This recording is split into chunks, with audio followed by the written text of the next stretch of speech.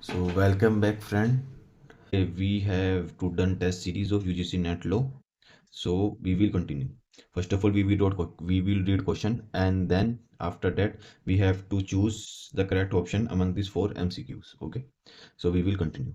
So first of all, we have to read the question and understand the nature of the question. ठीक? The new constitution established included a system of governance which is the most quasi-federal among the developing in character, a unilateral state and a subsidiary federal feature, rather than a federal state with ultimately feature, said by ये said करा था doctor के सी। ठीक।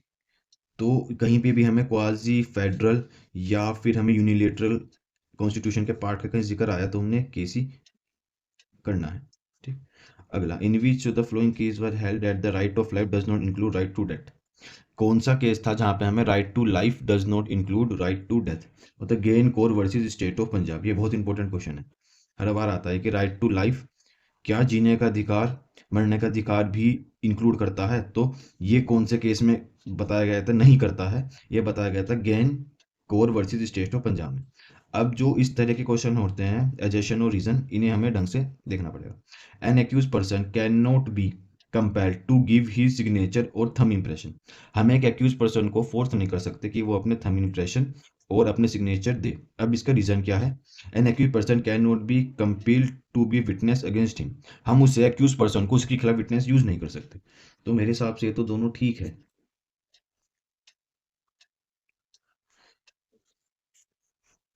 इसकी है ए is false बस are is true. तो ए statement गलत है पर आर स्टेटमेंट ठीक है। ठीक है। After a money bill has been passed by the house of the people with how many days intimated the council of the state for recommendation.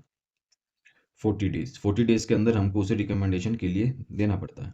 अब फिर वैसे क्वेश्चन आ गया है, the active principle are not enforceable by the court. ठीक है। The active principle are more और less fundamental in the governance of the country.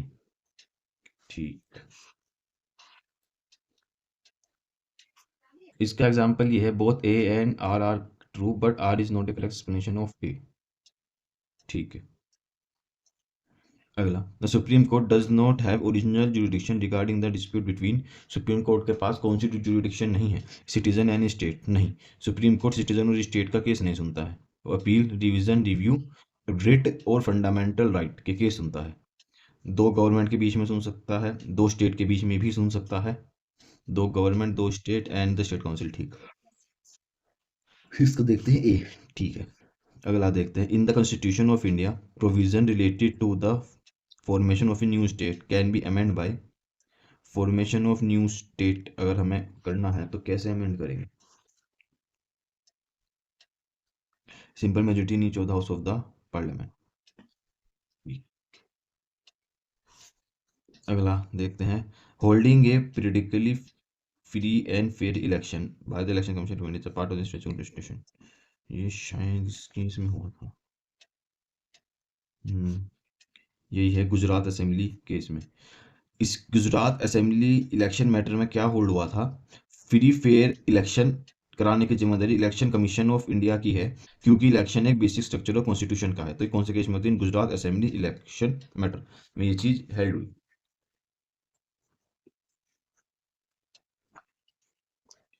अब अगला क्वेश्चन हम देखते हैं, writ of the mandamus cannot be issued where a fundamental right is infringed by। writ of the mandamus cannot be issued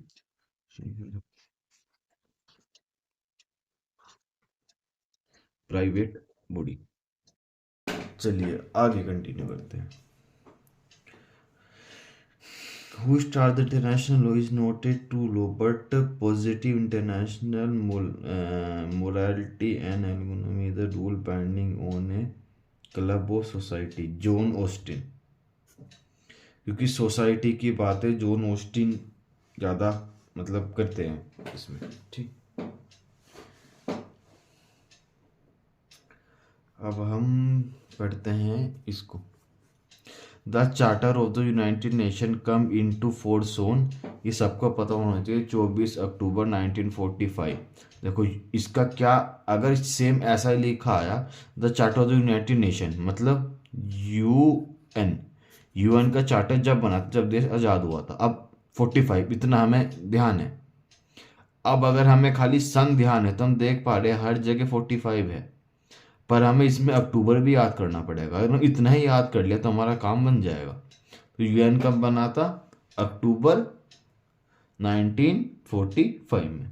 अगला, the member of the United Nation which has the प्रिस्क्राइबली violate the principle which containing the charter may be expressed from a united nation by, ये general assembly ही action लेगी इसमें, देखते हैं सही है। हाँ, जनरल असेंबली एक्शन लेगी और एक्शन पूरा के लेगी, वो पूरा ये एक्शन लेगी, साथ में सिक्योरिटी काउंसिल को भी अपने साथ में रखेगी।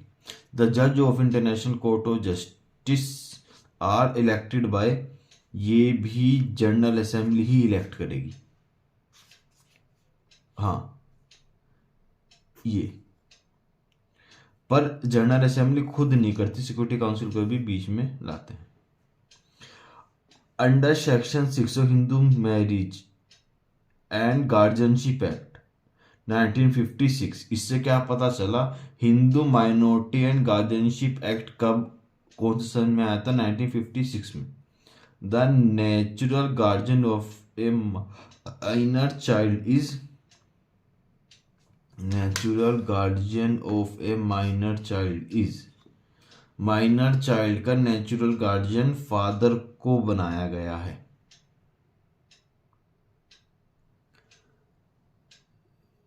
ठीक, इसका ध्यान रखना, कौन से एक्ट में?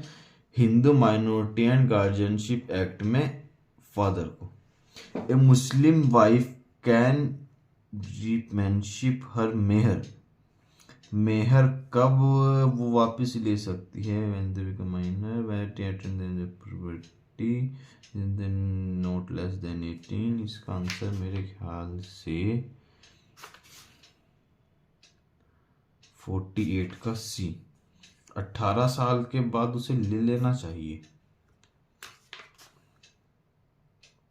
देखें हम, हाँ 48 का सी, 18 साल के बाद उसको ले लेना चाहिए, अपना महर मिल जाएगा, क्योंकि ये भी ज़रूरी नहीं है, प्यूबर्टी भी आना कोई ज़रूरी नहीं है। 21 साल ज़्यादा हो जाएगा 18 साल के समय। इन इस्लामिक लॉ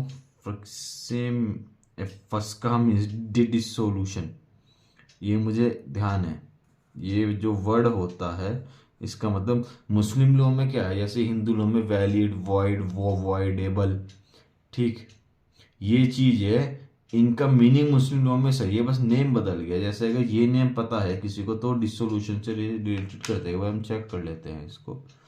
49 का, हाँ डिसोल्यूशन से ही रिलेटेड है ये वाला वर्ड। ठीक, आगे देखते हैं। मुत्ता मैरिज इज रिकॉग्नाइज बाय, ये क्वेश्चन जरूर आता है कि मुत्ता मैरिज कौन से ने रिकॉग्नाइज करी है? अंसारी स्कूल इसे रिकॉग्नाइज करता है, मुत्ता मैरिज को।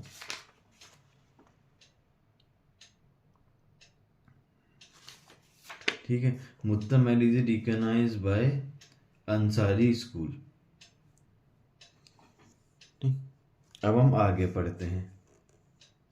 Which of the following case court held that Section 9 of Hindu Marriage Act was continuous violation of the right of human dignity? Section 9 human dignity को वॉलेट करता है, ये कहा था TNT केस में से, ऐसे ध्यान करना। सेक्शन 9 होता है हिंदू मैरिज एक्ट का restriction of conjugal right, violating the right of human dignity and privacy को ये वॉलेट करता है। ये TNT याद कर लेना आप, इसको मैं TNT समझ में आ जाएगा, ऑप्शन में जरूर होगा ये TNT।